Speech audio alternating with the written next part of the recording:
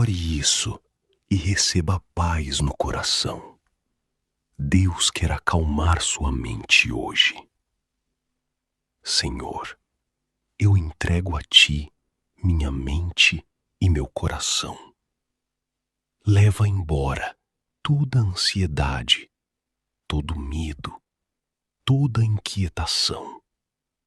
Acalma meus pensamentos e traz silêncio dentro de mim. Que eu confie mais em Ti e menos nas minhas preocupações. Derrama paz que excede todo o entendimento e me faz descansar na Tua presença. Porque quem confia em Deus encontra paz. Se você crê, comenta: eu confio em Deus e compartilha com alguém.